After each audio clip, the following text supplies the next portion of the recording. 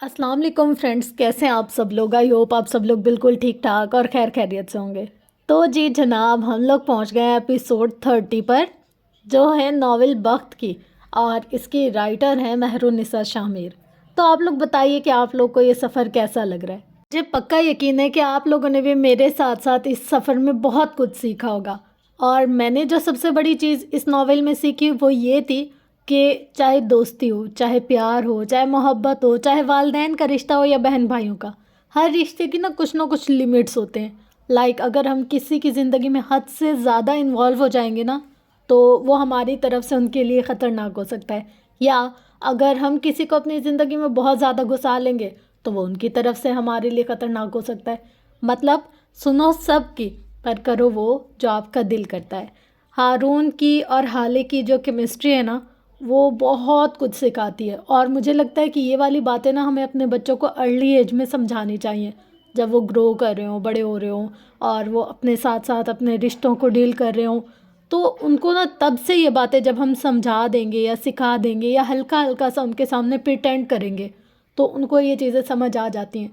आजकल का दौर ना बहुत ईजी है, बहुत आसानी से कह देता है फ़लाँ टॉक्सिक है, फ़लाँ हमें ना बहुत परेशान करता है, फ़लाँ डिप्रेस्ड है, फ़लाँ को ये मसला ये। बट जब हम बच्चे थे तो हमारी ये नफ्सियात समझने वाले कोई नहीं होते थे। अगर हम रो रहे होते थे ना, तो घर वाले उल्टा दो थप्पड़ लगा कर कहते थे कि पहले तो झूठ मूठ कर रो रहे थे, अब सच्ची सच्ची रो के दिखाओ। मतलब यूँ होता था ना।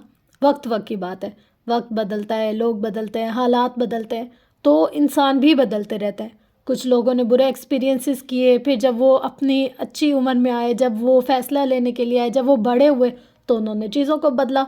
तो हमारे जितने भी मतलब मिडिल क्लास फैमिलीज़ हैं या कुछ इस तरह की फैमिलीज़ हैं, तो वो बच्चों को ऐसे ही डील करती थी। अगर बच्चा खाना नहीं खा रहा, माँ ने उसको मारना है, उसको मतलब ज़बरदस्ती खिलाना है, उसका मूड है नहीं है, बट उसने वो खाना खाना है। आज बच्चों के पास बहुत ऑप्शन होते हैं। अगर रोटी नहीं अच्छी लग रही, पिज़्ज़ा खा लो। पिज़्ज़ा नहीं अच्छा लग रहा, बर्गर खा लो। कुछ बाहर से ऑर्डर कर लो अगर घर का नहीं अच्छा लग रहा। बट उस टाइम में बच्चों के पास सिर्फ स्पेसिफिक ऑप्शन होता था, घर का खा लो, या अगर बहुत ज़्यादा बच्चा ज़िद कर रहा है और उसको नहीं खाना बिल्कुल भी, तो साथ वालों से एक कटोरी एक्सचेंज कर लो। यूँ ही होता था सिस्टम। तो मतलब देखें, वक्त के साथ साथ ना बहुत कुछ बदलता है, और अगर हम लोग अपने आप को इस तरीके से बदलेंगे नहीं ना, तो हम खड़े पानी जैसे हो जाएंगे जिसमें स्मेल हो जाती है। तो अगर हमें अपनी शख्सियत को उभारना है, निखारना है, सब में प्रोमिनेंट होना है, तो हमें इन छोटे छोटे चेंजेस को एक्सेप्ट करना होगा और इसको अप्लाई भी करना होगा अपनी लाइफ में।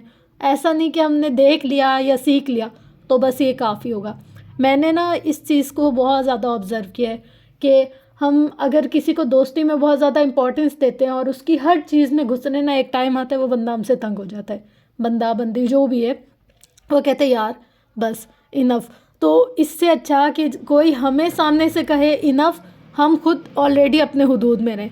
जैसे मैं अपनी एक नेचर बताऊं जो अब मैं ठीक करूंगी इस नॉवेल के बाद। अब मैं अपनी जिस नेचर को ठीक करूंगी, तो अगर कोई मेरे पास आ गया हेल्प के लिए कि हमें बता दे, लेट से हमें बता दे कि ये सूट कैसे सिलेगा, इसको एज अ एग्जाम्पल लेते हैं, तो मैं क्या करूँगी, मैं उसके पीछे पड़ जाऊँगी। ऐसे इसको बिछाओ, ऐसे इसकी नाप करो, ऐसे इसको कटिंग करो, ऐसे इसकी नेक बनाओ, ऐसे इसको सिलाई करो, ऐसे इस पे लेस लगाओ।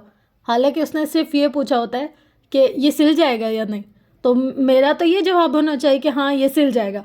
बट नहीं, मैं उसको पूरा कंप्लीट कर कर बताती हूँ, जो कि शायद अगले बंदे के लिए इरिटेशन हो। मेरी नज़र में मैं उसको सही गाइड कर रही हूँ। हो सकता है उसके माइंड में वो सूट बनाना नहीं हो, वो फ्रॉक बनाना चाहता हो, या मैं उसको अगर खुला दामन बता रही हूँ तो वो तंग दामन बनाना चाहता हो।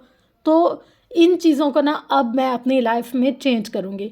तो मेरे साथ साथ आप लोग क्या क्या चीज़ें अपनी लाइफ में चेंज करेंगे, आप लोग भी मुझे ज़रूर कमेंट बॉक्स में शेयर करें।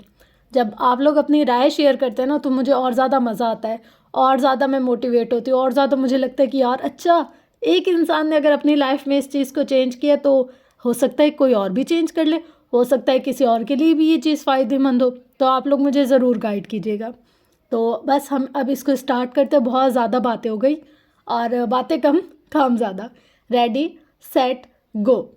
मुझसे कहा गया मैं तुम्हारे लिए फ़ैसले लिया करूं, मैंने लिए हारी, वो बेबसी से बोली।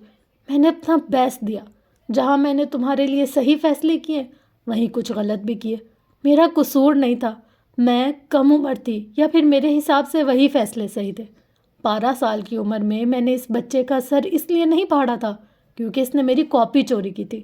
میں نے اس کا سر اس لیے پھاڑا تھا کیونکہ میں نے اس کو تمہیں بلی کرتے دیکھا تھا۔ میں نے تمہیں اسکول کے واش روم میں روتے ہوئے دیکھا تھا۔ اب کے آنسو بہنے لگے۔ سچ شکر کہ ہارون سو رہا تھا، ورنہ اس وقت وہ دونوں رو رہے ہوتے۔ میں اس میڈم کے گھر کے باہر ہارن اس لیے نہیں بجاتی رہی تھی کیونکہ انہوں نے مجھے ڈانٹا تھا۔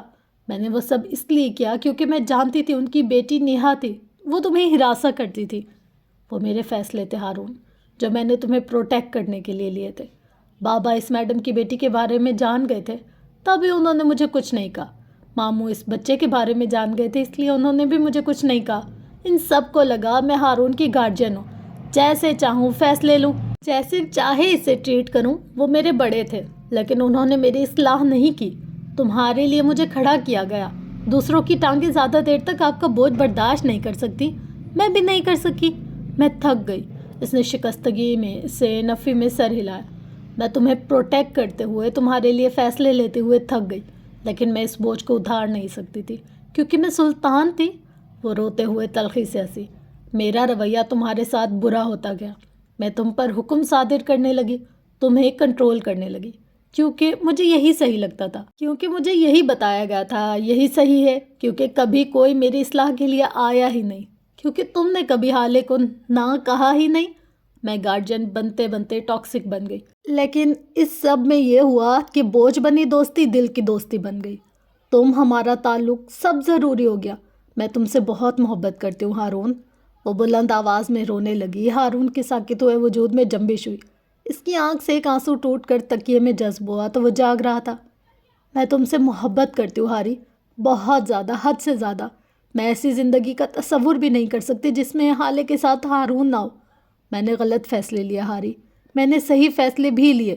میں نے اپنی عقل، اپنی عمر کے حساب سے ہر طرح کے فیصلے لیے۔ میں نے کبھی تمہارا برا نہیں چاہا، میں نے کبھی تمہیں ہرٹ نہیں کرنا چاہا، میں کبھی بھی ٹاکسک نہیں بننا چاہتی تھی۔ میں تم سے بہت محبت کرتی ہوں ہارون، میں تم سے بہت محبت کرتی ہوں، میں تمہیں کھونا نہیں چاہتی۔ وہ بری طرح روتے ہوئے کہہ رہی تھی۔ ڈاکٹر نے کہا ہارون مر گیا۔ مجھے لگا ساری دنیا مر گئی۔ اچھا، یہ بکواس کی اس نے؟ وہ پٹ سے آنکھیں کھولے اٹھ بیٹھا۔ ذرا پوچھو تو اس سے، میری تتلی والی پینٹنگ اس کا باپ پوری کرے گا؟ حالے نم آنکھوں سے ہنس دی، کھلکھلا کے دل سے۔ وہ اسی طرح لیٹے لیٹے اس کو ہنستے ہوئے دیکھتا رہا۔ تم جاگ رہے تھے نا، بدتمیز، وہ آنسو صاف کرتے ہوئے بولی۔ درد بہت ہے، سونے کہاں دیتا ہے؟ وہ آرام سے بولا۔ حالے کے دل کو کچھ ہوا، وہ جانتی تھی وہ تکلیف میں۔ کیا زیادہ درد ہے؟ اسے فکر لہا کوئی۔ ہارون نے نفی میں سر ہلایا۔ زیادہ نہیں، بس کمر اٹھنے نہیں دیتی، سر میں ٹیسیں اٹھتی ہیں، بازو الگ ٹوٹا ہے۔ صحیح کھیل گئی فروا چڑیل، وہ بڑبڑایا۔ حالے نہ چاہتے ہوئے بھی ہنس دی۔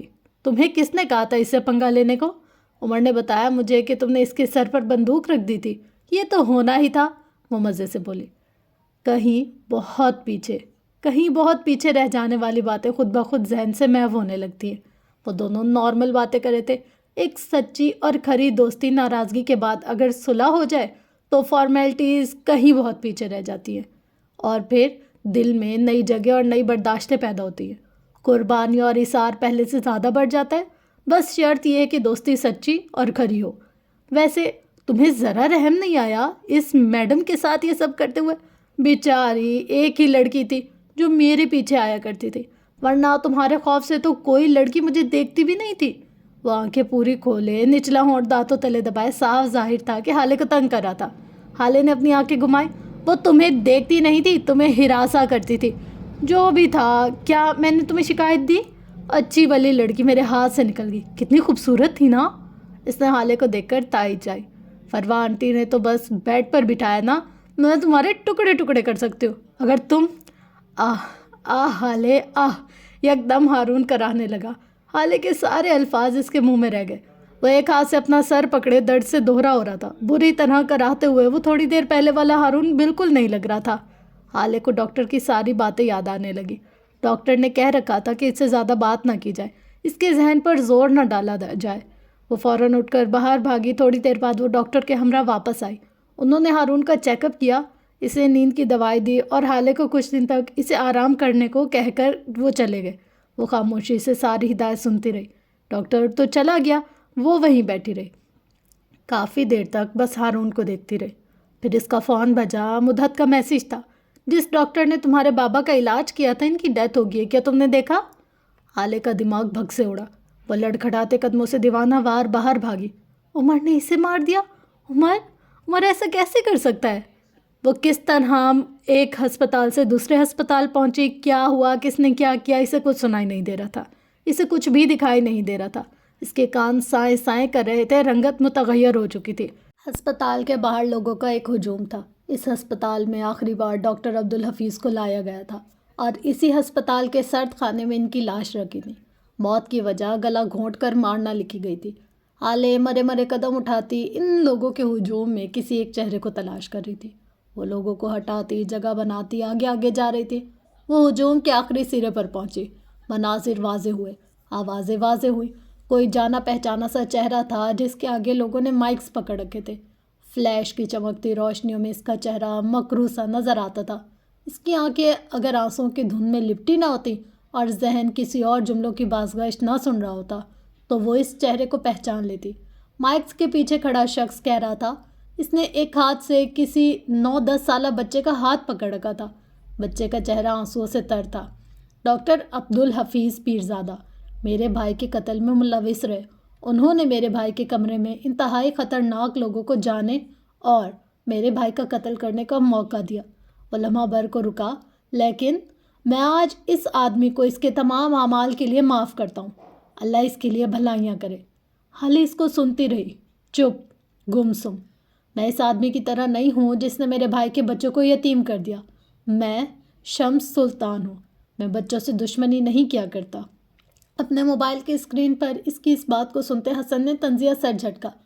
میں آج سے برہان پیرزادہ کی ذمہ داری اپنے سر لیتا ہوں۔ ہجوم میں داد بھر گئی، لوگوں نے اس کے حق میں نعرے بلند کیے۔ شمس نے ہاتھ اٹھا کر انہیں خاموش رہنے کو کہا۔ میں برہان پیرزادہ کی پڑھائی لکھائی اور باقی ضروریات زندگی کا اسی طرح خیال رکھوں گا جیسے اپنی اولاد۔ وہ میرے امپلائر ہے، میرے ہیون میں رہے گا۔ مائک تھامے لوگوں کے چہرے پر ناسمجھی اتری۔ ہیون ان کا پروجیکٹ کب سے بنا؟ حسن کی آنکھیں سکڑیں، حالے کے دل کا کرب گہرا ہوا۔ مختلف سوال کیے گئے۔ شمس پرسکون انداز میں ان کو سنتا رہا۔ میں آپ سب کی حیرانی سمجھ سکتا ہوں، لیکن میں آج آپ سب کو یہاں ایک بات بتا دینا چاہوں گا کہ ہیون اب میرا پروجیکٹ ہے۔ تقریباً 1 سال قبل میرے بھائی نے میری کمپنی کے 25% شیئرز کے بدلے ہیون میرے ذمے لگا دیا تھا۔ پیپر ورک اور باقی ساری کارروائی میرا سیکریٹری میڈیا کو دے دے گا۔ میرے بھائی مہراز سلطان کے قتل کیس میں کوئی پیش رفت اب تک نہیں ہوئی۔ میں اور میرا خاندان نے قانون پر اندھا بھروسہ کر رہا ہے۔ تمام معاملات اپنی پولیس کے سپرد کیے ہوئے ہیں۔ ہمیں انصاف چاہیے، حکومت کو چاہیے کہ ہماری آواز کو سنے۔ انصاف ہر کسی کے لیے ہونا چاہیے۔ یہی اگر کسی غریب ٹیچر یا مزدور کے گھر کا آدمی قتل ہوا ہوتا تو پورا ملک موم بتی لے کر احتجاج کر رہا ہوتا، لیکن ہمارے لیے کیوں کوئی نہیں آ رہا؟ وہ ہاتھ اٹھا کر بولا تھا، آنکھیں نم تھی، چہرہ زخم۔ ہمارے لیے کوئی نہیں آتا کیونکہ ہم پریویلیجڈ ہیں، کیونکہ ہم امیر ہیں۔ لیکن کیا ایسا ہونا ہماری غلطی ہے؟ سب کو لگتا ہے ہمیں انصاف مل جائے گا، لیکن آج میں آپ کو بتاؤں کہ اس ملک کا قانون جس طرح غریب کو پیلتا ہے اسی طرح امیر کو بھی پیلتا ہے۔ لیکن ہم پھر بھی قانون پر اعتبار کیے بیٹھے ہیں کہ ایک نہ ایک دن ہمیں انصاف ضرور ملے گا، اور ہمیں امید ایک دن ایسا ضرور ہوگا۔ Enough for today. وکٹری کا نشان دکھاتا وہ اپنے لوگوں کی میت میں نکلتا چلا گیا۔ حالے اسی طرح دھند میں لپٹی آنکھوں کے ساتھ اس کو جاتا دیکھتی رہی۔ یک دم لوگوں کی نظر حالے سلطان پر پڑی۔ کیمرے اور مائکس کا رخ اس کی جانب کیا گیا۔ وہ غائب دماغی سے ان کو دیکھتی رہی۔ مختلف سوال، مختلف جملے۔ مسز حالے، آپ کے شوہر ASP عمر حیات، کیا آپ اب بھی اس بات پر قائم ہیں انہوں نے آپ کو اغوا کیا تھا؟ مسز حیات، کیا عمر حیات نے آپ کو کسی کی دھمکی کے تحت اپنے ساتھ رکھا ہوا ہے؟ کیا آپ اپنے باپ کے قاتلوں کے بارے میں کچھ جانتی ہیں؟ آپ اپنے چچا کے ساتھ کیوں نہیں تھی؟ کیا آپ کے تعلقات درست نہیں ہیں؟ آپ کے والد نے ہیون پروجیکٹ آپ کے چچا کے حوالے کیوں کیا؟ کچھ بولیے مسز حالے۔ اس کے منہ سے ایک لفظ بھی نہیں نکلا۔ اسی وقت ہجوم میں سے کوئی آیا۔ حالے نے پلکیں جھپکی۔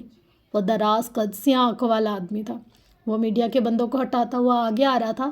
اس نے حالے کی گردن پر اپنا بازو پھیلا لیا اور اسی طرح اسے اپنے بازو کے حلقے میں لیا آگے بڑھنے لگا، اس شور، اس ہجوم سے دور۔ لوگ ان کے پیچھے بھاگ رہے تھے، سوال کر رہے تھے۔ حالے کو اپنے کان بند ہوتے ہوئے محسوس ہوئے۔ وہ بس اس آدمی کی گرفت میں مضبوط قدم اٹھاتی آگے جا رہی تھی۔ عمر ایک ہاتھ سے لوگوں کو ہٹاتا جا رہا تھا۔ اس کا چہرہ سنجیدہ سپاٹ تھا۔ اس نے اپنی گاڑی کے قریب پہنچ کر دروازہ کھولا اور حالے کو اندر بٹھانے لگا۔ دفتن وہ رکی، گردن اونچی کر کے عمر کو دیکھا، جیسے کہنا چاہتی ہو مجھے بات کرنے دو۔ پس منظر میں رپورٹرز کا شور تھا۔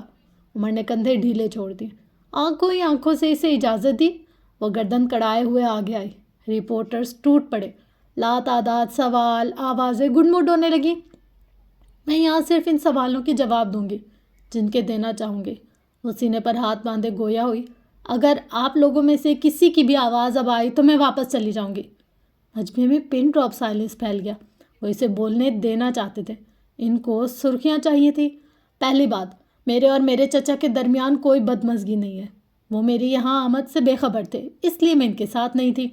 میرے بابا کے قاتلوں کے بارے میں اگر میں کچھ جاننا چاہتی ہوں تو اب تک اس طرح خاموش نہ بیٹھی ہوتی۔ میرے بابا نے ہیون پروجیکٹ میرے چچا کو کیوں دیا، یہ ہمارے گھر کا معاملہ ہے۔ اس وقت ملکی معاملہ میرے بابا کا قتل ہے۔ آپ سب اس پر توجہ دیں۔ اور ایک آخری بات، اس نے ایک نظر مجمع کو دیکھا، پھر اپنے ساتھ کھڑے عمر حیات کو۔ ASP عمر حیات میرے اغوا میں شامل نہیں تھے۔ میرا الزام بے بنیاد تھا۔ رپورٹرز بھونچکے رہ گئے۔ عمر نے اتنی زور سے گردن موڑ کر اس کو دیکھا کہ گردن کی چٹکنے کی آواز آئی۔ میرے سامنے ایسے حالات رکھے گئے، واقعات ایسے ہو گئے کہ مجھے ایک غلط فہمی ہو گئی، لیکن آج میں آپ سب کے سامنے یہ بتانا چاہتی ہوں کہ ASP عمر حیات کسی بھی طرح سے میرے مجرم نہیں ہیں۔ عمر بس اس کو دیکھے گیا۔ کبھی عورت بھرے مجمع میں اس پر الزام لگاتی تھی اور کبھی بھرے مجمع میں ان الزاموں کی تردید کرتی تھی۔ وہ اس کی تردید پر خوش ہوا، لیکن حقیقت یہ تھی کہ وہ الزام لگاتے ہوئے کبھی بری نہیں لگی تھی۔ میں پولیس کے اعلیٰ حکام سے گزارش کروں گی کہ عمر حیات کے لیے ایک فیئر انکوائری بٹھائی جائے، جس میں خود آ کر ان تمام الزامات کی ایک بار پھر تردید کروں گی۔ ملک کو ایک قابل اور ہونہار آفیسر کو نہیں کھونا چاہیے۔ وہ بول کر ہٹی، گاڑی کے کھلے دروازے کے اندر جا کر بیٹھے۔ عمر سر جھٹکتا دوسری طرف سے گھوم کر آیا۔ رپورٹرز بالکل فلموں اور ڈراموں کی طرح بس ایک سوال کرتے ہی رہے اور رٹ لگاتے ان کے پیچھے بھاگتے گئے۔ گاڑی نظروں سے اوجھل ہو گئی۔ لوگ وہیں کھڑے رہے، اپنے اپنے کیمروں کی طرف منہ کیے، تازہ ترین صورتحال بتاتے ہوئے۔ گاڑی عمر حیات کے بنگلے کے باہر آ کر رکی۔ ان دونوں نے سارے راستے ایک دوسرے سے کوئی بات نہیں کی تھی۔ حالے آنکھیں موندے سیٹ کی پشت سے ٹیک لگائے بیٹھی رہی۔ عمر اپنی طرف سے اترنے لگا، لیکن حالے کی آواز پر ٹھہر گیا۔ تم نے اسے قتل نہیں کیا، کہہ دو تم نے یہ نہیں کیا۔ وہ بند آنکھوں سے بڑبڑائی، میں نے نہیں کیا قتل۔ وہ واحد چیز ہے جو عمر نہیں کر سکتا۔ آپ کو میرا یقین کرنا ہے تو کریں، ورنہ مجھے پرواہ نہیں۔ حالے اسی طرح بیٹھی رہی۔ تم جھوٹ بول رہے ہو۔ اگر تم سچے ہو تو کل رات جو ہوا وہ کیا تھا؟ یا تو کل رات جھوٹی تھی یا تم اب جھوٹ بول رہے ہو۔ تم جھوٹے ہو عمر۔ اس کی آنکھیں ہنسو بند تھیں، چہرے پر گہرا صدمہ، بے یقینی اور تھکان تھی۔ کل رات؟ وہ عمر سے اپنے بچپن کی باتیں کرتے ہوئے کب سوئی اسے پتہ بھی نہیں چلا۔ رات کے قریب 3 بجے اس کی آنکھ گاڑی کی آواز سے کھلی۔ وہ مندی مندی آنکھیں لیے اٹھ کر بالکنی تک آئیں۔ یہاں سے پورچ کا منظر نظر آتا تھا، لیکن جو منظر اس نے دیکھا وہ اس کی روح کھینچ لینے کے لیے کافی تھا۔ وہاں عمر حیات تھا۔ اس کے ہاتھ میں ایک بھاری ہتھوڑا تھا جس سے خون کی بوندیں اب بھی ٹپک رہی تھیں۔ اس کی سفید شرٹ پر خون ہی خون تھا۔ اس کا چہرہ عجیب تھا، بے حد عجیب، غیر انسانی سا سخت اور بے تاثر۔ اپنے اوپر کسی کی نظروں کا ارتکاز محسوس کرتے ہوئے اس نے آنکھیں اٹھا کر اوپر دیکھا، لیکن اس کی آنکھوں میں کچھ نہ ابھرا، نہ گلٹ، نہ خوف، کچھ بھی نہیں۔ وہ چند پل بے تاثر نگاہوں کے ساتھ اس کو دیکھتا رہا، پھر مڑ گیا۔ حالے اسی جگہ کھڑی رہی، ساکن، شل۔ صبح اٹھ کر وہ اس کے ساتھ نارمل رہی، یوں گویا وہ اس کے معاملات میں دخل نہیں دینا چاہتی تھی، یا پھر اسے لگتا تھا عمر خود بتا دے گا۔ لیکن آج وہ ڈاکٹر عبدالحفیظ پیرزادہ کی موت کی خبر سن کر اسے یقین سا ہو چلا تھا کہ کچھ ہے جو عمر نے کیا ہے، یا تو وہ قتل یا پھر قتل میں شراکت داری۔ موجودہ لمحہ، آپ کو لگتا ہے میں قتل کر سکتا ہوں؟ ایک بار میری آنکھوں میں دیکھ کر بول دیں کہ میں قاتل ہوں۔ وہ چہرہ اس کی طرف کی سنجیدگی سے پوچھ رہا تھا۔ حالے چند لمحے گیلی آنکھوں سے اس کو دیکھتی رہی، پھر دھیرے سے نفی میں سر ہلا دیا۔ تم قاتل نہیں ہو سکتے عمر، تم قاتل نہیں ہو سکتے۔ مجھے بتاؤ حقیقت کیا ہے؟ کچھ بولو عمر، مجھے صفائی دو۔ وہ پھوٹ پھوٹ کر رو پڑی۔ عمر اذیت سے اس کو دیکھتا رہا۔ میں نے کوئی قتل نہیں کیا۔ اس نے ایک ایک لفظ پر زور دیا۔ ہاں، میں کل رات وہاں گیا تھا، ہتھوڑی پر لگا وہ خون اصلی تھا، لیکن میں نے نہیں مارا اسے، میں نے بس اس کی ٹانگیں مفلوج کی تھی تاکہ وہ اب کسی بھی مریض کی پکار پر نہ جا سکے، کیونکہ وہ اس لائق ہی نہیں تھا۔ حالے نے چہرہ اٹھا کر اس کو دیکھا، آنسو تھمنے لگے، وضاحتوں پر یقین آنے لگا۔ وہ تھانے سے چھوٹنے والا تھا، 2 دن بعد وہ علاج کے بہانے ملک سے باہر جانے والا تھا، اور میں اسے جانے نہیں دے سکتا تھا۔ اس کی وجہ سے میرا واحد رشتہ مجھ سے چھوٹ گیا، کیا میں اسے جانے دیتا؟ حالے نے ایک بار پھر نفی میں سر ہلا دیا۔ ڈاکٹر کی موت خون بہنے سے نہیں ہوئی، اسے کسی نے گلا گھونٹ کر مارا ہے، اسے مرنا تھا، یہ طے تھا۔ اب اگر آپ کی آنکھوں سے ایک بھی آنسو نکلا تو مجھ سے برا کوئی نہیں ہوگا، وہ سختی سے کہتا اپنی جانب سے اتر آیا، پھر گھوم کر حالے کی جانب سے دروازہ کھولا۔ وہ آہستگی سے نیچے اتری اور دونوں اندر کی جانب بڑھ گئے۔ ایک ایک اپنے انجام کو پہنچے گا، یہ طے تھا۔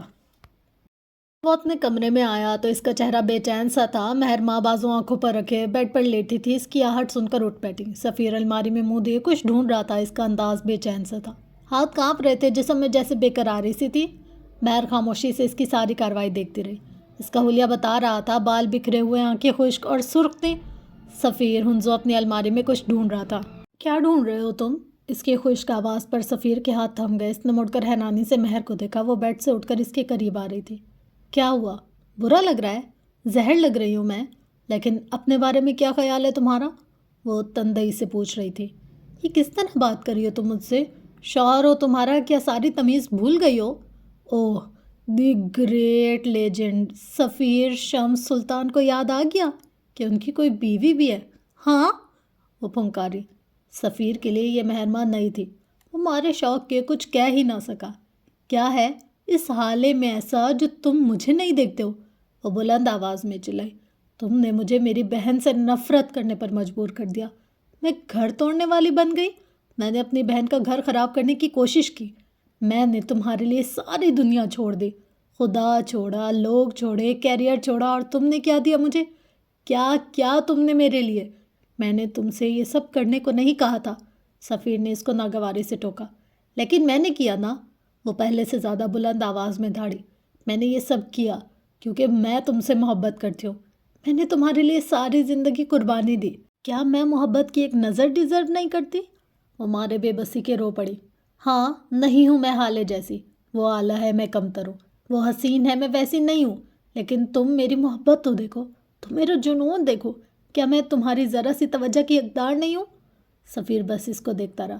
میں اچھی بھلی جاب کرتی تھی، میرا فیوچر، میرا کیریئر سب روشن تھا، لیکن میں نے تمہاری خاطر سب چھوڑا۔ میرے لیے تم سے زیادہ اہم کچھ بھی نہیں تھا، کبھی بھی نہیں تھا۔ کیا حالے دے گی تمہیں ایسی محبت؟ کیا کوئی کرے گا تم سے ایسی محبت؟ اس کی آواز بلند سے بلند تر ہوتی جا رہی تھی، حلق دہک رہا تھا، آنکھیں سرخ انگارہ ہو رہی تھی۔ تم اس کے خواب دیکھو، اس کو سوچو، اس کو چاہو، مجھے فرق نہیں پڑتا چاہے تم میری موجودگی میں اس کو ڈھونڈو، لیکن مجھے اپنے قریب رکھو پلیز۔ میں تم سے بہت محبت کرتی ہوں سفیر، میں تمہارے بغیر زندگی نہیں گزار سکتی۔ میں نے تم پہ اپنے سے جڑے خوابوں پر ایک عمر خرچ کی ہے، تم مجھے ایسے کیسے چھوڑ سکتے ہو؟ تم میرے ساتھ ایسا کیسے کر سکتے ہو؟ وہ اسی طرح بہتے آنسوؤں کے درمیان کہتی رہی۔ سفیر سن ہوا اسے سنے گیا۔ تم قاتل ہو، ڈرگ ایڈکٹ ہو، لیکن کیا میں نے کبھی تم سے کچھ کہا؟ کیا میں نے تمہیں کبھی چھوڑا؟ تم مجھے اپنے پیروں میں رکھ لو، اگر میں اس کو بھی اعزاز سمجھ سکتی ہوں۔ تم خدا کے لیے مجھ سے محبت کرو، تمہیں خدا کا واسطہ ہے، مجھے حالے والی نظروں سے دیکھو۔ وہ بلک بلک کر رونے لگی۔ سفیر کو بے اختیار اس پر ترس آیا۔ ہاں، وہ ترس ہی تھا۔ اس کے بال بکھرے ہوئے اور لباس ملکجا تھا، اس کے چہرے پر صاف لکھا تھا کہ وہ بھیک مانگ رہی ہے، اور امیروں کی ایک خصلت ہوتی ہے، وہ بھیک دے دیا کرتے ہیں۔ سفیر 2 قدم آگے آیا اور مہر کے بالکل قریب رک گیا۔ اس کا پہلو میں گرا ہاتھ اٹھا اور اسی ہاتھ سے اسے ذرا سا اپنی جانب کھینچ کر کندھے سے لگایا۔ اس کے کندھے سے لگ کر مزید بلند آواز میں روتی گئی۔ اس کے چہرے پر کوئی سکون، کوئی شانتی نہیں تھی۔ کیا تم نے کبھی بھکاریوں کے چہرے پر سکون دیکھا ہے؟ یہ چند دن بعد کا ذکر ہے۔ آج حسن سلطان صبح سے عمر کے گھر آیا ہوا تھا۔ وجہ تھی اس کا داخلہ جو کہ حالے نے کروانا تھا۔ اس کے اپنے ایگزامز بھی شروع ہو چکے تھے، کل اس کا پہلا پرچہ تھا۔ عمر اور حسن باہر لاؤنج میں بیٹھے تھے، حالے اپنے کمرے میں تیاری کر رہی تھی۔ اس نے نیلی ٹخنوں تک آتی سادہ فراک کے ساتھ سفید دوپٹہ لے رکھا تھا، بال کرل کر کے ایک طرف کو ڈالے۔ وہ اب کانوں میں ٹاپس پہن رہی تھی جب اس کا موبائل زوں زوں کی آواز سے تھر تھر آیا۔ نفیسہ آنٹی کالنگ کے الفاظ جگمگائے تو اس نے لپک کر فون اٹھایا، ساتھ شرمندہ بھی ہوئی۔ انہوں نے اس کی کتنی مدد کی تھی اور اس نے شکریہ تک کا فون نہیں کیا۔ اس نے کال اٹھائی، سلسلہ جڑا۔ کیا میں تمہیں ویڈیو کال کروں؟ سلام دعا کے بعد انہوں نے پوچھا۔ حالے نے جی ضرور کہہ کر اجازت دے دی۔ چند لمحے بعد اس کے موبائل کی اسکرین جل بجھ کرنے لگی۔ حالے نے ایک نظر خود کو آئینے میں دیکھا۔ وہ پہلی بار اپنی ساس سے مل رہی تھی، وہ بھی آن لائن۔ لڑکے کے مسائل۔ کال ملی، موبائل کی اسکرین پر نفیسہ کا چہرہ نظر آیا۔ حالے ایک پل کو ٹھہر سی گئی۔ اسے اس عورت سے ایک رعب سا محسوس ہوا۔ وہ اتنی خوبصورت نہیں تھی، لیکن کچھ تھا جو اسے اوروں سے ممتاز بناتا تھا۔ تم بہت خوبصورت ہو، انہوں نے پہلی بات یہی کہی۔ آپ سے بہت کم، حالے نے کھوئے انداز میں کہا۔ نفیسہ ہلکا سا مسکرائی۔ کافی دیر تک وہ دونوں ہلکی پھلکی باتیں کرتی رہی۔ تم اس دن کچھ کہہ رہی تھی مذہبی لوگوں کے بارے میں۔ اب بتاؤ مجھے، تمہیں مذہبی لوگ کیوں پسند نہیں، یا پھر ایسا ہے کہ جس سے پتہ چلتا ہے کہ کون مذہبی اور کون نہیں؟ حالے نے گہرا سانس لیا۔ آج بالآخر اپنے دل کا سارا بھڑاس نکالے گی۔ جن مذہبی لوگوں نے اسے انکمفرٹیبل محسوس کروایا، وہ ان سے اندیکھا انتقام لے گی۔ ہاں، وہ یہی کرے گی۔ مجھے مذہبی لوگ اسے سخت چڑھے، وہ بولی تو اس کی آواز میں کئی سالوں سے جمع شدہ نفرت باہر آنے لگی۔ میں جب بڑی بڑی داڑھی والے مردوں اور حجاب کرنے والی عورتوں سے ملی ہوں، مجھے ان کے سامنے ہمیشہ اپنا آپ چھوٹا لگا ہے، کیونکہ وہ ایسا ظاہر کرتے ہیں جیسے ساری دنیا کی پاکیزگی ان کے اندر ہے، جیسے ساری دنیا کا علم ان کے پاس ہے۔ وہ بنا رکے کہے جا رہی تھی۔ اگر جو کبھی ایسے لوگوں کو پتہ چل جائے کہ ہم نماز یا قرآن نہیں پڑھتے، تو پھر آپ دیکھیے گا کس طرح یہ لوگ آپ کو حقارت کی نظر سے دیکھیں گے، کس طرح یہ لوگ آپ کو کمتر محسوس کروائیں گے۔ آنٹی، میں نے ہمیشہ ان کے منہ سے سنا ہے، یہ حرام وہ حرام، یہ جائز وہ ناجائز، جہنم، برزخ، سزا، آگ، آخر یہ کیسا دین ہے جس میں کوئی رحم نہیں؟ وہ بولتے رہی اور اس کا سانس چڑھ گیا تو وہ خاموش ہو گئے۔ اسے یقین تھا اب نفیسہ اسے دو باتیں سنا کر اسے کافر ملعون کہہ کر فون کاٹ دے گی، لیکن خلاف توقع انہوں نے ایسا کچھ نہیں کیا۔ وہ بس خاموش جانتی نظروں سے اس کو دیکھے گئی۔ مذہبی کون ہوتا ہے حالے؟ ان کا لہجہ پرسکون تھا۔ حالے نے معتجب ہو کر اسکرین کے پار اس عورت کو دیکھا، پھر جواب دینے کو الفاظ مجتمع کیے۔ ہر وہ انسان جو ہر بات پر جائز ناجائز، حلال حرام، جہنم دوزخ کی رٹ لگائے رکھے، اور وہ مذہبی نہیں، وہ ایکسٹریمسٹ ہوتا ہے بچے۔ اور حالے ٹھہر سی گئی۔ نفیسہ کہتی رہی، ہر وہ انسان جو کسی نہ کسی مذہب کو مانتا ہے یا اس کا پیروکار ہوتا ہے، وہ مذہبی ہوتا ہے۔ اب چاہے وہ نماز پڑھتا ہو یا نہ پڑھتا ہو، روزے رکھتا ہو یا نہیں، چرچ جاتا ہو یا نہیں، لیکن وہ مذہبی ہوتا ہے کیونکہ اس کا تعلق مذہب سے جڑا ہوتا ہے۔ حالے کو اپنا سانس بھی رکتا ہوا محسوس ہوا۔ وہ شل اور ساکن ہو کر ان کو سن رہی تھی۔ ہمارے یہاں دو طرح کے مذہبی ہوتے ہیں، ایکسٹریمسٹ اور دوسرے سادہ۔ جن لوگوں کی بات تم کر رہی ہو وہ ایکسٹریمسٹ ہیں۔ بات بات پر حلال حرام، جہنم دوزخ، جزا سزا، یہ ان لوگوں کا ہی کام ہوتا ہے۔ ان کو لگتا ہے اگر ہم کسی کو موت کا خوف دلوائیں گے تو وہ اللہ کے پاس بھاگ کر دوڑ کر چلا جائے گا۔ اگر ہم کسی کو عذاب قبر سے ڈرائیں گے تو لوگ نماز اور قرآن پڑھنے لگیں گے۔ یہ لوگ برے نہیں ہوتے، ان کا انداز بیاں برا ہوتا ہے، ان کا اپنی بات آپ تک پہنچانے کا طریقہ برا ہوتا ہے۔ یہ لوگ چاہتے ہیں ان کی بات پہلی ہی دفعہ مان لی جائے، حق آیا ہے تو پہلی بار اور پکار پر لبیک کہہ دیں۔ لیکن یہ لوگ نہیں سمجھ پاتے کہ یہ انبیاء کا دور نہیں ہے، جہاں لوگوں کو روشنی کی تلاش رہا کرتی تھی، جہاں وہ اپنے اندھیروں سے بیزار رہا کرتے تھے۔ یہ مختلف دور ہے۔ آج کے لوگوں کے دلوں پر پکی مہریں ہیں، آج کے دلوں پر زیادہ زنگ ہے، اور آج کے آگے موبائل فونز ہیں۔ ان پر زیادہ توجہ، زیادہ محنت کی ضرورت ہے۔ یہ لوگ محنت سے ڈرتے ہیں۔ حالف محو ہو کر ان کو سنتی رہی۔ نفیسہ نرم آواز میں کہے جا رہی تھی، دوسری طرف آتے ہیں سادہ لوگ۔ یہ لوگ ایک لمبی اسٹرگل کے بعد دین تک آتے ہیں۔ اس راہ میں ان کے دل ٹوٹے ہوتے ہیں، پھر جوڑے بھی ہوتے ہیں۔ انہوں نے اپنے اندھیرے اپنے ہاتھ سے ہٹائے ہوتے ہیں۔ یہ لوگ ریئر، ایسے لوگ آپ کی اسٹرگل سمجھتے ہیں۔ ہر مذہبی انسان کا طریقہ غلط نہیں ہوتا بچے۔ تم نے اپنے گرد ایسا دائرہ بنا لیا کہ تمہیں اپنے جیسے لوگ ملیں، بغض رکھنے والے اور اپنی بات منوانے والے۔ حالے کا ارتکاز ٹوٹا تھا یہاں، اس کو برا بھی لگا۔ آپ میرے بارے میں ایسا کیسے کہہ سکتی ہیں؟ ابھی ہمیں بات کیے ہوئے 1 گھنٹہ بھی نہیں ہوا۔ اس نے واضح طور پر برا منہ بنایا۔ نہ بھلا ساس ہے تو کیا ہر بات سہ جاؤں؟ نفیسہ مسکرا دی۔ کچھ دیر پہلے تک تم کیا کہہ رہی تھی؟ غور کرو، تمہارے دل میں ان لوگوں کے لیے کتنا زہر تھا۔ تمہارے منہ سے ان کے لیے کف نکل رہا تھا۔ یہ آج یا کل کا بغض نہیں ہے، یہ کئی سالوں کا بغض و ناد ہے جسے تم نے دل میں جگہ دے رکھی ہے۔ حالے کا چہرہ لمحے بھر کو تاریک ہوا۔ نفیسہ کہتی رہی، تم میں اور ان لوگوں میں کیا فرق ہے؟ تم نے ان کی بات نہیں مانی تو انہوں نے کہہ دیا کہ کافر، ملعون، دھتکاری ہوئی، لیکن تم نے کیا کیا؟ تم نے ان گنتی کے 4 لوگوں کے ساتھ ہر مذہبی انسان کا امیج جوڑ لیا۔ تم نے ہر مذہبی انسان کے بارے میں بغض رکھا۔ بچے، تم میں اور ان میں کوئی فرق نہیں رہا۔ اپنے دائرہ مثبت بناؤ، دائرہ ایک مقناطیس کی طرح ہوگا۔ اب یہ تم پہ ہے کہ تم اس مقناطیس میں پازیٹیو چارجر لگاتی ہو یا نیگیٹو۔ یاد رکھو، تم جیسی خود ہو تمہیں ویسے ہی لوگ ملیں گے۔ میرے اچھے ہونے سے مجھے اچھے لوگ کیسے مل سکتے ہیں؟ میرا دائرہ دوسرے انسانوں کے دائرے پر کس طرح اثر انداز ہو سکتا ہے؟ الجھن کا شکار تھی۔ اپنا انسٹاگرام کھولو۔ اسکرین کے پار سے ان کی آواز ابھری۔ حالے نے نہ سمجھے اور غائب دماغی سے اپنا آئی پیڈ اٹھایا اور ڈیٹا آن کیا اور انسٹاگرام کھولا۔ اپنے انسٹاگرام کی فیڈ مجھے دکھاتے جاؤ، انہوں نے ایک اور حکم صادر کیا۔ حالے کے لیے یہ کھیل دلچسپ ہوتا جا رہا تھا۔ اس نے فیڈز کھولنی، آئی پیڈ کی اسکرین کو موبائل کی جانب موڑا اور انگوٹھے سے فیڈ کو اوپر نیچے کرتی گئی۔ نفیسہ سنجیدگی سے دیکھتی رہی۔ ہیرے، کھانا، فیشن، انہوں نے 3 الفاظ دہرائے۔ اچھا، اب ایسا کرو، اپنی سرچ آپشن میں جاؤ اور کچھ ادبی پلیٹ فارمز کو کھولو، فالو کرو۔ حالے نے اسکرین ایک بار پھر اپنی جانب کر لی، 1-2 نامور انگریزی رائٹرز کو سرچ کیا اور پھر فالو کر لیا۔ اب اپنی فیڈ کو ریفریش کرو اور ایک بار پھر مجھے دکھاؤ۔ حالے کی انگلیاں میکان کے انداز میں چل رہی تھی۔ اسکرین ایک بار پھر نفیسہ کی جانب کرتے ہوئے وہ بری طرح ٹھٹکی۔ اب اس کی فیڈ میں کوئی ہیرے، کوئی کھانا نہیں تھا۔ وہاں ان فالو کیے ہوئے ادبی شخصیات کی پوسٹ تھی اور کچھ اس طرح کے دوسرے اکاؤنٹ فالو کرنے کا سجیشن۔ اس کا دل دھک سے رہ گیا۔ نفیسہ بغیر اس کی فیڈ دیکھے کہتی رہی، یہ مت سمجھنا کہ یہ قانون صرف انسٹاگرام پر لاگو ہوتا ہے، یہ اصل زندگی کے لیے بھی ہے۔ تم اپنے دائرے میں جن لوگوں کو لانا چاہو گی وہی آئیں گے۔ تم خود کو بدلو، باہر کی دنیا خود بخود بدلے گی۔ حالے نے سمجھ کر سر ہلایا۔ وہ مرعوب ہوئی تھی لیکن بتایا نہیں۔ وہ لوگوں کی تعریف نہیں کرتی تھی، اسے لگتا تھا اگر تعریف کر دی تو سر چڑھ جائیں گے اور ناچیں گے۔ یہ اس کی زندگی کا اصول تھا۔ ویسے آپ اپنے الفاظ اور توانائی مجھ پر ضائع کر رہی ہیں۔ میں اب دین سے کوسوں دور آ گئی ہوں۔ میں نے کئی مہینوں سے کوئی نماز نہیں پڑھی، کوئی دعا نہیں مانگی۔ مجھے تو لگتا ہے میں ایتھیسٹ بن گئی ہوں، وہ اسکرین کو دیکھتے ہوئے کہہ رہی تھی۔ دور اندر کہیں دل ایک پل کو لرزا تھا۔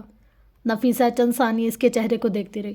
موبائل کی اسکرین کے چوکٹے میں نظر آتی اس کی آنکھوں میں کئی سوال تھے۔ تم جس کو نہ ماننے کا دعویٰ کرتی ہو وہ کون ہے؟ خدا۔ خدا کون ہے؟ یہ کیسا سوال ہے؟ اسے اچنبھا ہوا، آنکھوں میں نہ سمجھی تھی۔ تم تو اسے جانتی ہی نہیں، پھر ماننے نہ ماننے کا تو سوال ہی پیدا نہیں ہوتا۔ جو ہستی تمہارے لیے سوالیہ نشان ہے، تم اسے نہ ماننے کا دعویٰ کیسے کر سکتی ہو؟ حالے لمحے بھر کو گڑبڑائی تھی۔ میں تمہیں کل پھر کال کروں گی، تم مجھے بتانا اللہ کون ہے، پھر میں تمہیں بتاؤں گی اسے ماننا کیوں ضروری ہے۔ انہوں نے کہتے ہوئے رابطہ منقطع کر دیا۔ حالے گہری سانس بھرتی پیچھے کو ہو بیٹھی۔ خدا کون ہے؟ اس کا جواب تو اسے واقعی نہیں پتا تھا۔ وہ تیار ہو کر نیچے آئے تو حسن لاؤنج کے صوفے پر نیم دراسا کوئی گیم کھیل رہا تھا۔ وہ عموماً یہی کرتا تھا۔ حالے کو کبھی کبھی حیرت ہوتی تھی کہ وہ سارا دن اس گیم کھیلنے کے باوجود ٹاپ کیسے کر جاتا ہے۔ وہ لائبریری سے چھٹی لے کر آیا تھا۔ حالے کی لاکھ منع کرنے کے باوجود اس نے جاب نہیں چھوڑی تھی۔ کم از کم وہ کتابوں کے بیچ ہے، بس یہی تسلی وہ خود کو دیتی رہتی تھی۔ سفید شرٹ کے ساتھ نیلی جینز پہنے، بالوں کو سلیقے سے سجائے وہ کالج جانے کے لیے پرجوش تھا۔ اے گینڈے، بتاؤ میں کیسی لگ رہی ہوں؟ وہ اپنے پرس میں چیزیں ڈالتی مصروف سی پوچھ رہی تھی۔ حسن نے سر نہیں اٹھایا۔ تم حسن پری، تم جانے جہاں، تم سب سے ہنسی۔ اوف، بکواس مت کرو، حالے نے چڑھ کر اسے ٹوکا۔ ادھر دیکھو مجھے اور بتاؤ کیسی لگ رہی ہوں میں؟ پتہ ہے نا آج ہمارے آدھے رشتہ دار اور جاننے والے اسی کالج آئیں گے۔ وہ اب اس کے بالکل سامنے کھڑی تھی۔ حسن نے موبائل ایک طرف رکھ کر گہری سانس بھری۔ وہ جانے کے لیے لیٹ ہو رہا تھا اور یہاں اس کی بہن بس ٹھیک ہی لگ رہی تھی۔ اس نے بازو سینے پر باندھے۔ وہ جو 6 فٹ 1 انچ کے مرد سے تمہاری شادی کرائی ہے، اس سے جا کر پوچھو نا، میں اب تمہاری مزید جھوٹی تعریفیں نہیں کر سکتا۔ حسن، وہ پوری قوت سے چیخی۔ حسن نے اپنے دونوں ہاتھ سرنڈر کرنے کے انداز میں اٹھا لیے۔ اب کہ اس نے خالص دیسی بھائیوں بہنوں والا انداز اپنا لیا۔ اوکے اوکے، کول، تم بہت پیاری لگ رہی ہو، سچ میں، تمہارا آئی لائنر، تمہارا میک اپ اور تمہارا بلشن۔ ایک منٹ، وہ جو اپنی تعریف خوشی خوشی سمیٹ رہی تھی اس کی آخری بات پر ٹھہر گئی۔ گدھے، گینڈے، میں نے بلشن لگایا ہی کب ہے؟ وہ غراتے ہوئے بولی۔ اسی پل عمر لاؤنج کے دروازے پر نمودار ہوا۔ وہ دیکھو آ گیا تمہارا 6 فٹیا، وہ مزے سے کہتے ہوئے اٹھا اور چھپاک سے باہر بھاگا۔ حالے نے بمشکل اپنا غصہ قابو کیا، پھر عمر کی جانب مڑی۔ وہ نیلی بٹنوں والی شرٹ کے ساتھ اسی رنگ کی جینس پہنے آستینوں کو موڑے تیار کھڑا تھا۔ حالے نے آنکھیں چھوٹی کر کے اس کو دیکھا۔ یہ لاٹ صاحب کیوں اتنا تیار ہو کر جا رہا ہے؟ حقیقت تھی کہ وہ اچھا لگ رہا تھا۔ زہر لگ رہے ہو، وہ اس کے پاس سے گزرتے ہوئے کہتی چلی گئی۔ عمر مسکرائے۔ اس کا مطلب ہے اچھا لگ رہا ہوں۔ وہ اپنی تیاری کو داد دیتا باہر نکل گیا۔ وہ دونوں ایک دوسرے کی لغت خوب سمجھتے تھے۔ تھوڑی دیر بعد وہ تینوں گاڑی میں بیٹھے کالج کی جانب جا رہے تھے۔ دفتن عمر کا فون بجا۔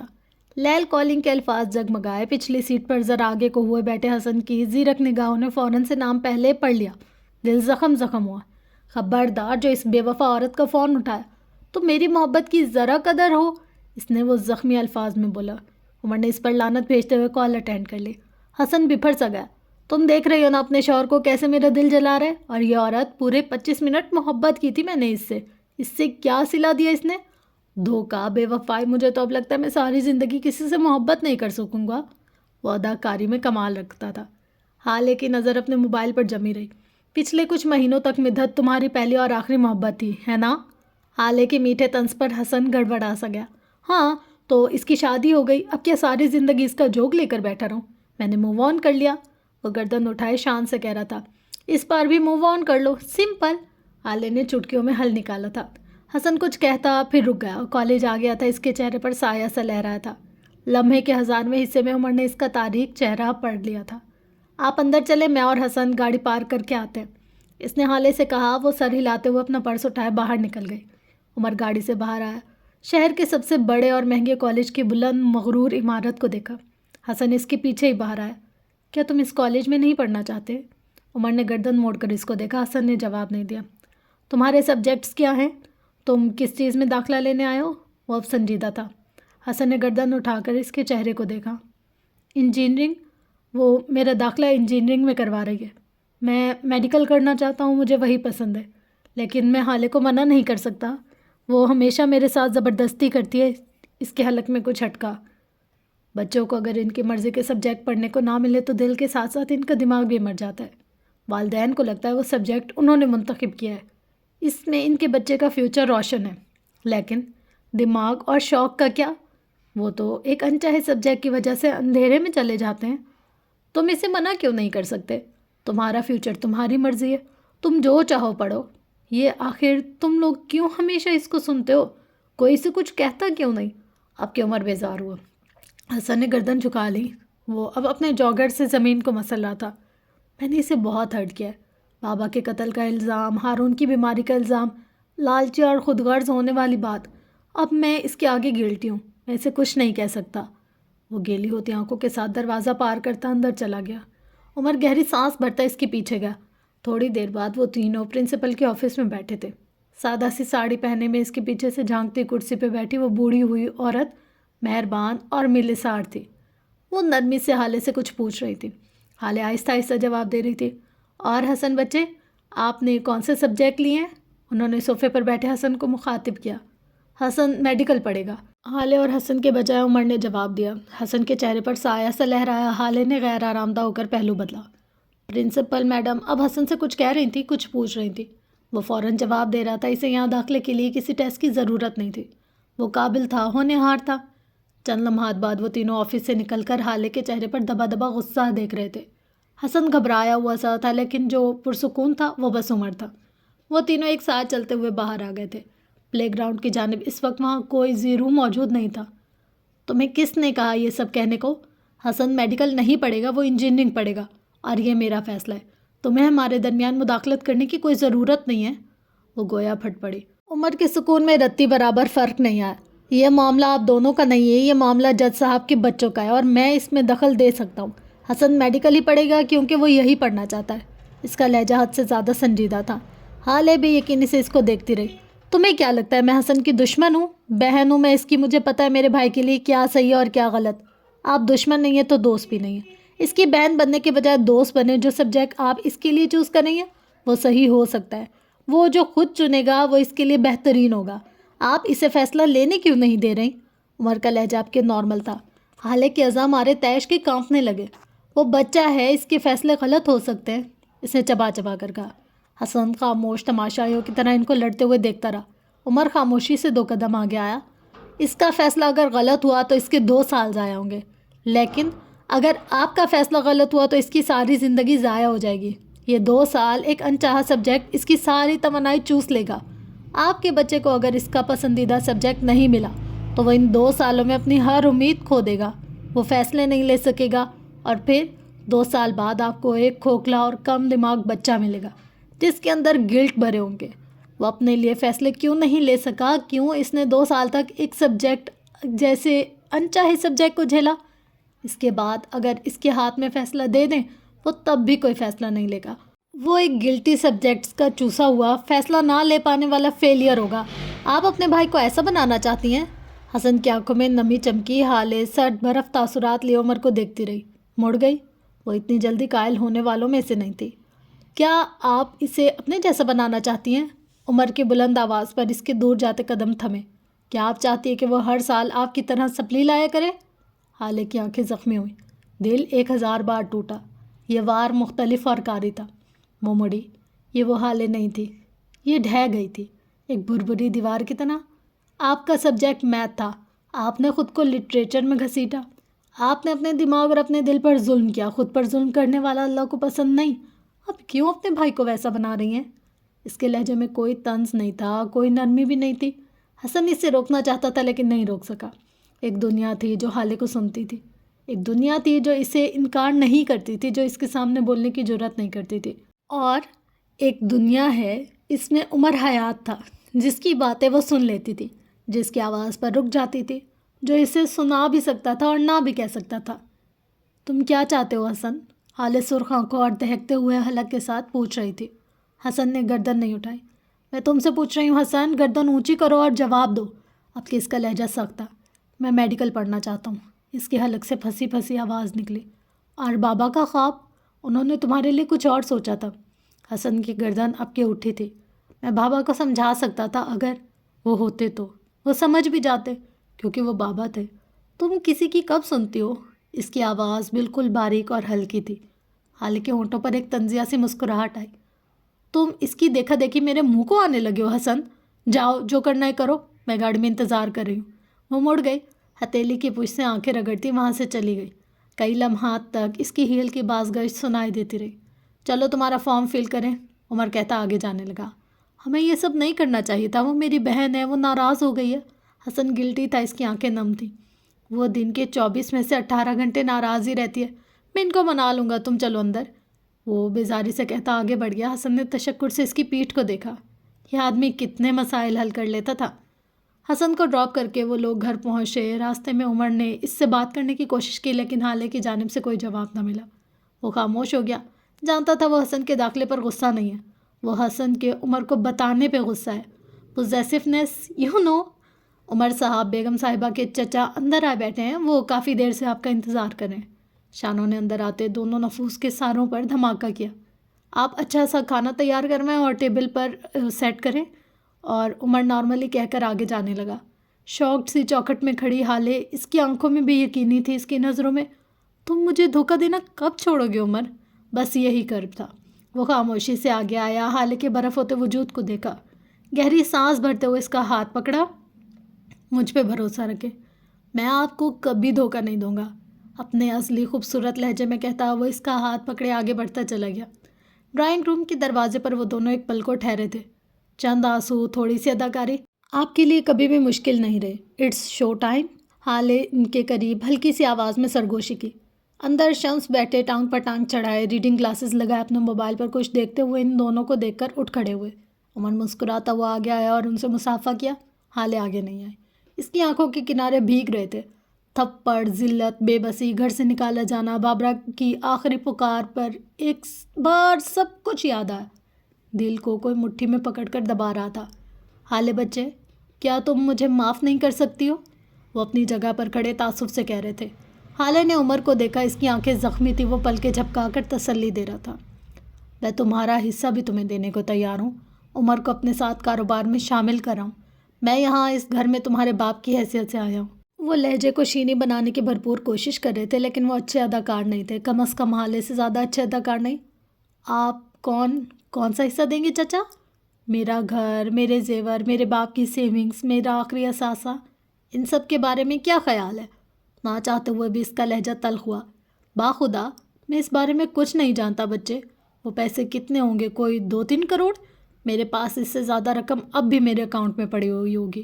اور کیا میں بھائی کا پاسورڈ جانتا ہوں؟ تم ایک بے تکی بات کا الزام مجھ پر لگا رہی ہو۔ اینڈ آف ڈسکشن، عمر کہتے ہوئے آگے آیا۔ آپ ہمارے گھر پر آئے ہیں، ہمارے لیے معزز ہیں، سارے اختلافات اب ختم۔ خالے کو آنکھوں میں تنبیہ کی، وہ بھی تھم سی گئی۔ کچھ دیر بعد وہ تینوں گول میں اس کے گرد کھانا کھا رہے تھے۔ شمس کو ڈنر تک کے لیے روک رکھا تھا۔ شمس نے کباب کا ٹکڑا منہ میں رکھا، اچھی طرح چبایا، پھر عمر کو دیکھتے ہوئے بات کا آغاز کیا۔ ہاں بھائی عمر، اب تو میں تمہارے گھر آ گیا، اب تمہارے دماغ میں اس ذہین دماغ سے کام لے سکتا ہوں؟ عمر نے پانی کا گلاس منہ سے لگایا۔ 2 گھونٹ پی کر اس نے گلاس واپس رکھا۔ یہ ذہین دماغ اپنے حساب سے اپنی مرضی کے ماحول میں کام کرتا ہے۔ آپ مجھے میری مرضی کا ماحول دیں گے تو میرا دماغ آپ کو آپ کی مرضی کا رزلٹ دے گا۔ خالے ان دونوں سے بے نیاز گردن چکائے اپنی پلیٹ میں چمچہ گھما رہی تھی۔ شمس نے نیپکن سے منہ تھپ تھپایا۔ عمر نے چاولوں کی ڈش کا ڈونگا ان کے آگے کیا۔ نہیں، میں ڈائٹ پر ہوں، انہوں نے کہتے ہوئے پیچھے کو ٹیک لگا لی۔ اور کیا ہے تمہاری مرضی کا ماحول؟ عمر نے سادگی سے کندھے اچکائے۔ پہلا، میں معراج سلطان کے آفس سے کام کروں گا۔ خالے نے گردن اٹھا کر بھی یقینی سے اس کو دیکھا۔ دوسرا، آپ اپنے بیٹے کو اس کی حد میں رکھیں گے۔ تیسرا، میں ورکر بن کر نہیں، پارٹنر بن کر کام کروں گا، چاہے 1% کا پارٹنر ہو یا پھر 5%۔ منظور ہے تو میں کل سے جوائن کر لوں گا۔ وہ کھانے سے ہاتھ روکے ہوئے تھے۔ شمس نہ جانے کیوں اس سے مروب ہوتے چلے گئے۔ شاید وہ اس دن سے اس سے مروب تھے جب معراج سلطان آخری وقت پہ اسے پکار رہے تھے۔ کچھ تھا اس میں کہ اس پر اعتبار کرنے کو، اس کے ہاتھ میں سب کچھ دے دینے کو جی چاہتا تھا۔ شمس کھڑے ہو گئے۔ اوکے، منظور ہے مجھے، تم 15% کے حصے دار ٹھہرے۔ عمر ان کی تقلید میں اٹھا۔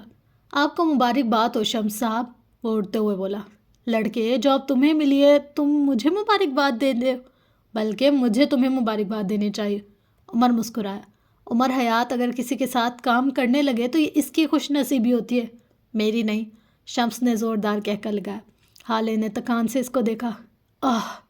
یہ سیلف obsessed آدمی۔ چند لمحات بعد وہ اسے دروازے تک چھوڑ آیا تھا۔ وہ واپس خالے کے کمرے تک آیا لیکن دروازہ لاک تھا۔ اس ناراض بیوی کو مناتے مناتے ساری عمر گزر جانی تھی۔ شادیاں کرنا دنیا کی سب سے بڑی جھک ہے، وہ ہولے ہولے سے بڑبڑایا اور اپنے کمرے کی طرف بڑھ گیا۔ مرزا ہاؤس کی ساری بتیاں اس پہر روشن تھیں۔ ملازمین کو چھٹی دے دی گئی تھی۔ اس وقت ہر جانب بھوک عالم تھا۔ لاؤنج میں رکھے صوفوں پر 3 نفوس براجمان تھے۔ سربراہی صوفے پہ فہیم مرزا اور ان کے ساتھ بیٹھا یاقوت، جس کی گردن اور چہرے پر اب بھی زخم کے نشان تھے۔ کرخت چہرہ لیے بیٹھے فہیم اور ان کی دائیں جانب رکھے صوفے پر بیٹھا نو مرزا۔ اس کا چہرہ سپاٹ تھا، خالی تھا۔ نرمین کو ہوش میں آئے 4 دن ہو چکے تھے۔ تو بالآخر تم سچ جان گئے؟ فہیم کی ٹھنڈی آواز پر نو نے سر نہیں اٹھایا۔ بلکہ تم اس کے علاوہ بھی بہت کچھ جانتے ہو جو کہ تمہیں نہیں جاننا چاہیے تھا۔ یاقوت نے غیر آرامدہ سا پہلو بدلا۔ تم جب تک خاموش تھے میں خوش تھا اور خوف زدہ بھی، لیکن آج تم سے خوف زدہ نہیں ہوں۔ اب یہ نو نے گردن اٹھائی۔ تم کیا کر سکتے ہو؟ زیادہ سے زیادہ میرے بیٹے کو مار دو گے، مجھے مار دو گے۔ آؤ مارو ہمیں۔ وہ اسے اکسا رہے تھے۔ نو کے ہاتھوں کی مٹھیاں بھیجتی جا رہی تھی، کن پٹی کی رنگیں پھڑک رہی تھی۔ ہمیں مارنے سے کیا ہوگا نو؟ ہم مر جائیں گے اور تم زندہ رہ جاؤ گے۔ زندہ رہ جانا موت سے بڑا عذاب ہوتا ہے۔ یاقوت کے پاس تمہاری بہن کی ویڈیو ہے، تصاویر ہیں۔ نو کی آنکھوں سے ایک ایک آنسو نکل کر گال پر بہہ گیا۔ کسی کی بھی مرد کے لیے اس سے جڑی عورت کا محفل میں کیا جانے والا تذکرہ موت ہوتا ہے۔ وہ ویڈیوز اور تصاویر اتنے لوگوں کے پاس رکھوا چکا ہے کہ تم لوگوں کو مارتے مارتے تھک جاؤ گے، لیکن ان تصاویر کو حاصل نہیں کر سکو گے۔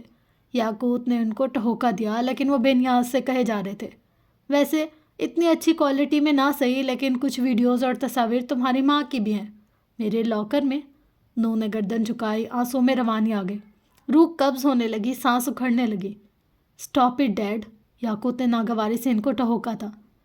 پورنوگرافی، ایسی کئی سائٹس جہاں تمہاری ماں اور بہن۔ بس پلیز بس کر دیں، وہ بے بسی سے بولا۔ خدا کا واسطہ چپ ہو جائے۔ وہ سرخ آنکھوں کے ساتھ ساتھ ان کے آگے ہاتھ باندھ رہا تھا۔ یاقوت نے آنکھیں پھیر لیں۔ نہ جانے کیوں دل میں ایک ٹیس سی اٹھی تھی۔ Let's make a deal, Faheem رونت سے بولے۔ تمہاری اس داغدار بہن سے میرا بیٹا شادی کر لے گا۔ ڈیڈ کیا کہہ رہے ہیں؟ یاقوت نے انہیں روکنا چاہا لیکن وہ کہے گئے۔ وہ جو تمہارا ہوٹل ہے وہ اپنی بہن کو جہیز میں سیکیورٹی کے طور پر دے دینا، کیا خیال ہے؟ نو جانتا تھا یہ کوئی مشورہ یا صلاح نہیں ہے، یہ حکم ہے، دھمکی ہے۔ اس کا جی چاہتا خود کو شوٹ کر دے۔ آنکھ سے آنسو گرنا بند ہو چکے تھے، اس کی ساری دنیا برف ہو چکی تھی۔ جب تمہارے سارے ہوٹلز میرے پاس میرے نام ہے تو اس ایک ہوٹل کا کیا کرو گے؟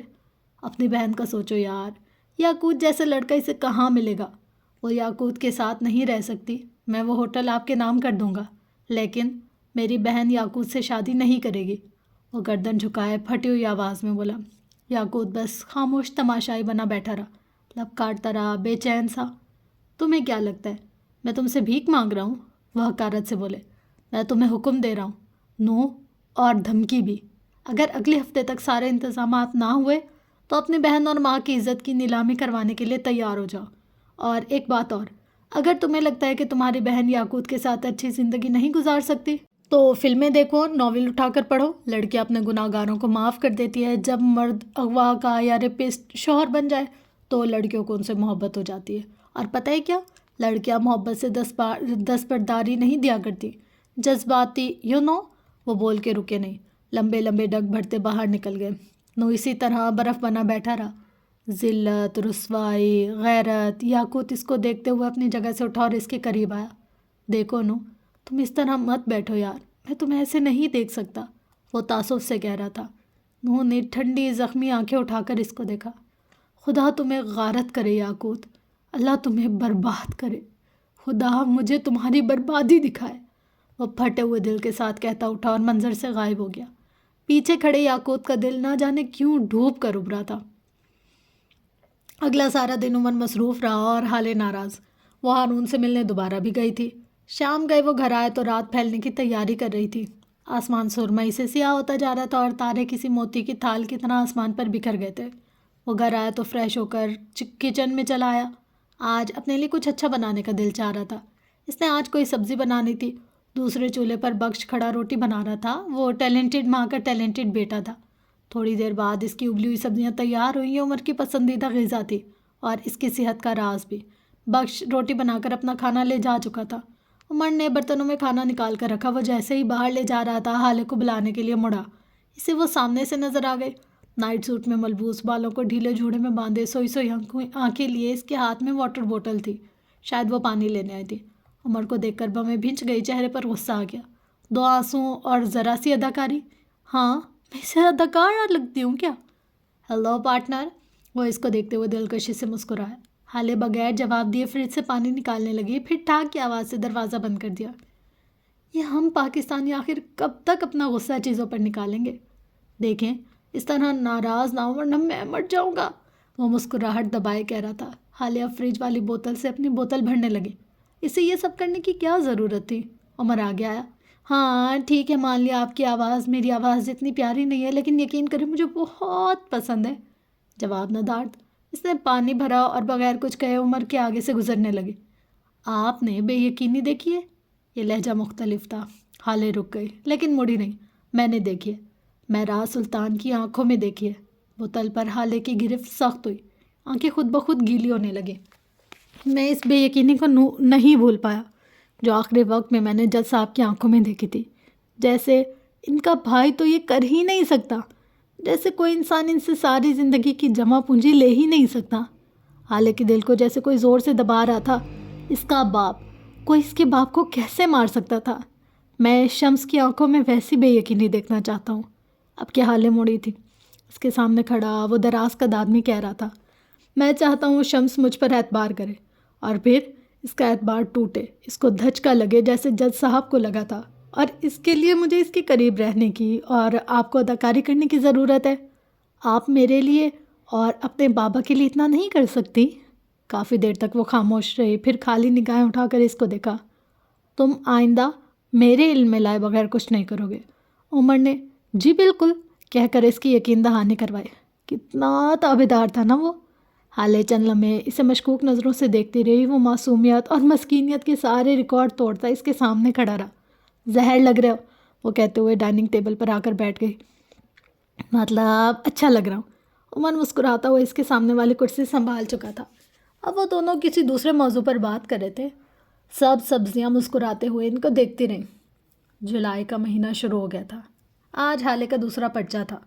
وہ پرچہ دے کر آئی تو شانو نے کھانا لگا دیا۔ کھانا کھاتے ہوئے وہ بار بار شانو کو دیکھ رہی تھی، جو آج ضرورت سے زیادہ میٹھی بن رہی تھی۔ حالے نے اپنا ہاتھ روک لیا۔ کچھ کہنا ہے؟ اس کے اتنے ڈائریکٹ سوال پر شانو ذرا سا گڑبڑائی، پھر اپنے تمام دانتوں کی نمائش کرتے ہوئے بولی، باجی وہ میرے بھائی کی شادی ہے، مجھے چھٹی چاہیے، عمر صاحب سے نہیں کہہ سکتی، آپ مہربانی کر دو جی، وہ لجاجت سے کہہ رہی تھی۔ ٹھیک ہے 15 دن کی چھٹی لے لو، اس نے بڑے آرام سے کہہ دیا۔ ارے نہیں باجی، 15 دن بہت ہے، میں 9-10 دن میں آ جاؤں گی، تنخواہ کی کٹوتی ہو جائے گی تو پھر گھر کیسے چلے گا؟ حالے نے پانی پیا اور اٹھ کھڑی ہوئی، پھر اپنے پرس سے چند نوٹ نکالے۔ خاندان سے زیادہ اہم کچھ نہیں ہوتا، کام کرتے رہو گے تم شانو، شادی انجوائے کرو، اس نے نوٹ اس کی ہتھیلی پر رکھتے ہوئے کہا۔ شانو نم آنکھوں سے اس کو دعائیں دینے لگی۔ عمر کا آج شمس کے آفس میں پہلا دن تھا۔ حالے بوجھل دل کے ساتھ ڈرائیور کے ساتھ گاڑی میں باہر نکل آئی تھی۔ وہ گاڑی کی کھڑکی سے باہر دیکھ رہی تھی جب عثمان کی آواز پر چونکی۔ میڈم یہ آپ کا فون؟ اس نے آئی فون 13 اس کی طرف بڑھاتے ہوئے کہا۔ کل گاڑی سروس کے لیے لے گیا تھا، یہ فون پچھلی سیٹ میں پھنسا ہوا تھا، میں واپس کرنا بھول گیا، معذرت، اس نے اضافہ کیا۔ حالے نہ سمجھے سے موبائل تھام رہی تھی اور پھر اس کا دل دھک سے رہ گیا۔ آس پاس کی ساری آوازیں، سارا شور پل بھر کو تھم سا گیا۔ یہ اس کے بابا کا فون، وہ اس فون کو پہچانتی تھی۔ اس کے دل میں ٹیس سی اٹھی، آنکھوں کے کنارے بھیگنے لگے۔ اس نے فون کو آن کرنا چاہا لیکن اس میں چارجنگ نہیں تھی۔ اس نے موبائل کو بس سینے سے لگا لیا۔ آنسو قطرہ قطرہ آنکھوں سے بہنے لگے۔ لوگ چلے جاتے ہیں، مر جاتے ہیں، چیزیں رہ جاتی ہیں۔ ان چیزوں کو دیکھ کر محسوس ہونے والا دکھ دنیا کے ہر دکھ سے بڑا ہوتا ہے۔ تھوڑی دیر بعد عثمان نے گاڑی ایک بڑی شاپ کے مال کے سامنے روکی۔ وہ موبائل کو پرس میں ڈالتی باہر نکل آئی۔ آج بڑے دنوں بعد اس کا دل کچھ خریدنے کو چاہتا، حسن کے لیے، اپنے لیے اور شاید عمر کے لیے بھی۔ وہ اندر چلی آئی۔ سب سے پہلے اس نے حسن کے لیے کچھ شرٹس اور جوتے خریدے، اس کے بعد عمر کے لیے اس کا توڑا ہو جانے والا پرفیوم خریدا، تھوڑے بہت سامان اپنے لیے اور مہر کے لیے خریدے۔ وہ جب بھی شاپنگ کرتی تھی اپنے جیسے سیم چیز مہر کے لیے لایا کرتی تھی۔ مال میں گھومتے ہوئے ایک مہنگی دکان کے باہر وہ ٹھٹک کر رکی۔ اگلے ہی پل اس کی آنکھوں میں ستائش ابھری۔ وہ مسمرائز سی ہو گئی، بس گلاس وال کے اندر دیکھے گئی۔ اندر ایک سرخ نیری سرخ ساڑی تھی۔ وہ اتنا سرخ تھی کہ آنکھوں کو چپتی ساڑی بالکل سادہ تھی، بس گلے پر اور بازوں پر سنہری پٹی لگی تھی۔ اب یہ آپ لوگوں کا امتحان ہے کہ آپ لوگ مجھے بتائیں اس ریڈ ساڑی میں کیا ہوگا، کیا اسٹوری آگے جانے والی اور کیا کچھ آگے ہونے والا ہے۔ مطلب کہ اب تک کیا ہی کمال اسٹوری ہے یار، ان دونوں کی جو ہلکی ہلکی نوک جھونک ہے نا کتنی اچھی لگتی ہے۔ آج کی ایپیسوڈ یہاں پر ہوئی اختتام پذیر، اور اس ایپیسوڈ سے آپ لوگوں نے کیا سیکھا؟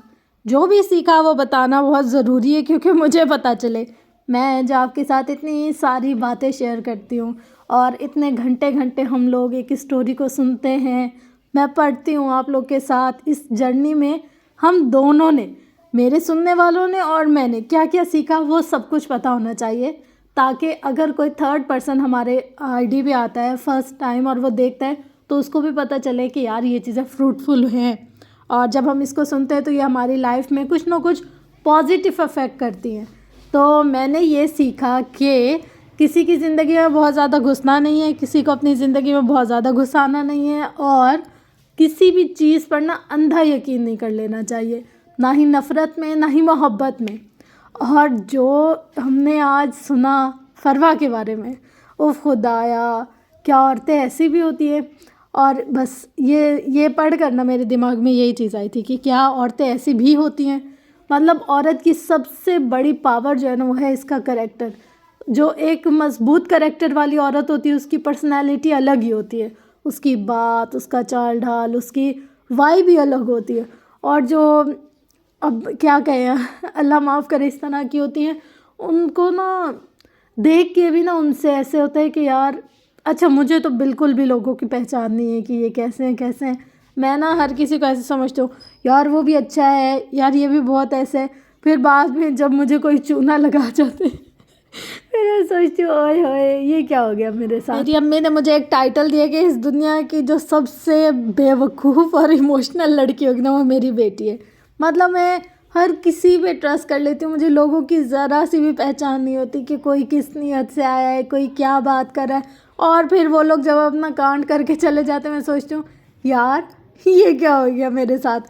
تو آپ لوگ کے ساتھ یہ ایکسپیرینس یا یہ باتیں شیئر کرنے کا مطلب یہ ہے کہ ہو سکتا ہے کوئی ٹین ایجر میری یہ اسٹوری یا بات سن رہا ہو سکتا ہے کوئی ایسی لڑکی جو میری طرح سے ہو وہ سن رہی ہو, تو اس کو نا پتہ چل جائے کہ یار نہیں کرنا نہیں تو امی سے بہت زیادہ ڈانٹ پڑنے والی ہے. تو بس یہ تھی آج کی ایپیسوڈ. ہوپ سو کہ آپ کو اچھی لگی ہوگی میری نوک جھوک باتیں اور اس کے ساتھ ساتھ ناول. تو بس انشاءاللہ ملتے ہیں نیکسٹ ایپیسوڈ میں. تب تک کے لیے اپنا گرد و نواح لویال کا بہت زیادہ خیال رکھیے گا اور مجھے اپنی دعاؤں میں یاد رکھیے گا تاکہ میں آپ لوگ کے ساتھ اس طریقے کی اسٹوریز شیئر کرتی جاؤں. Love you all. اللہ حافظ.